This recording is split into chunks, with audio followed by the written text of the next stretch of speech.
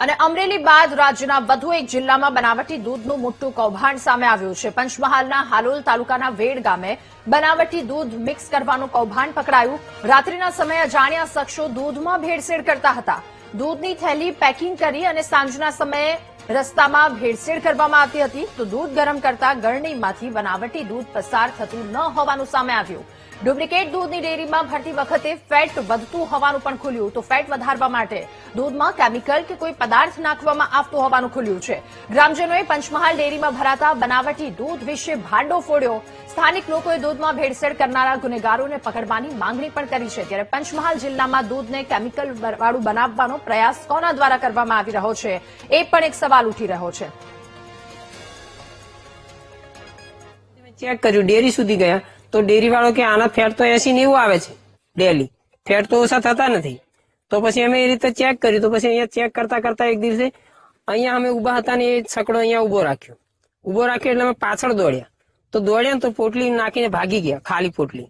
એટલે પછી બીજે દિવસે અમે મારા ઘર આગળ એમની ગાડી રોકીને તો અમને 12 પોટલી એનું જે મિક્સ કરેલું જે પામોલીન તેલ ને શું હતું ખબર નહીં, પણ એ બધી અમે પોટલી એની કલેક્ટ કરી લીધી ને કલેક્ટ કર્યા પછી અમે એ ડેરી વાળાના છકડા સાથે ડેરી પર ગયા ને તો પછી ત્યાંથી દૂધ અમે ચેક કરવા કીધું એ લોકોને તો કે મશીનમાં ચેક નહીં થાય, અમારી જોડે 4.5 લાખનું મશીન છે, એ મશીનમાં ઘટ દૂધ નાખીશ ને તો ચોંટી જશે।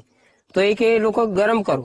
પછી અમે ગેસ પર દૂધ ગરમ કરાવ્યું ને તો જે આપણે ચા ગાળવાની ગરણી આવે ને એ ગરણીમાં બિલકુલ દૂધ ધરતું નતું। એટલે પછી અમે ત્યાં પેલા ડેરી વાળા જોડે હંગામો થયો કે તું આટલા વર્ષથી આ જ વસ્તુ કરે છે ને આ દૂધ પંચામૃતમાં જાય છે ને એ જ પંચામૃતમાંથી દૂધ પાછા આરોગ્ય વાળા ને આ બાલ મંદિરમાં ને એમાં દૂધ આવે, પ્રાથમિક શાળામાં દૂધ આવે, તો એ અમારા બાળકો સાથે ચેડા છે। દૂધમાં સાહેબ આ જે દૂધ બનાવટ કરતા હતા લગભગ અહીંથી 5 કિલો ખાલી થેલી મળે એવી પરિસ્થિતિ છે। જે કેમિકલ કો કે લિક્વિડ કો એકદમ ઘટ પદાર્થમાં છે, ગાડું દહીંમાં નહીં, દૂધમાં નહીં। અમે બી પશુપાલક જ છીએ, અમને ખ્યાલ આવે કે દૂધ કેવું હોય।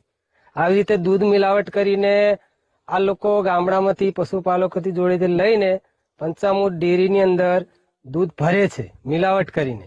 દૂધમાં 20-25 લીટર દૂધ અને એની અંદર પાણી નાખીને લિક્વિડ કેમિકલ છે એ અંદર ઉમેરીને એ એવી રીતે હલાવીને પછી ડાયરેક્ટ ડેરીમાં જવા દે છે। તો અગાઉ અમરેલીથી પણ આ જ પ્રકારની એક વાત સામે આવી હતી। ફરી એક વખત પંચમહાલથી આવા કિસ્સા સામે આવ્યા છે। લોકોના આરોગ્ય સાથે ચેડા કરનાર કેટલાક લેભાગુ તત્વો જે સામે આવ્યા છે।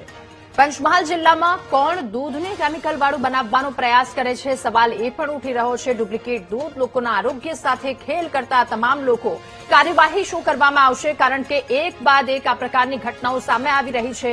સ્પષ્ટ એક વાત કે ડર નથી આ વાતને લઈને, બિલકુલ કાર્યવાહીને લઈને। ક્યાં સુધી મશીનોના અભાવે લોકો નકલી દૂધ પીતા રહેશે, પોતાના બાળકોને આપતા રહેશે, વૃદ્ધોને ઘરમાં આપતા રહેશે। નકલી દૂધનું વધુ એક કૌભાંડ માત્ર ખિસ્સા ભરવાની લાઈમાં આવા કેટલાક તત્વો સામે આવ્યા છે। બનાવટી દૂધ મિક્સ કરતા હતા।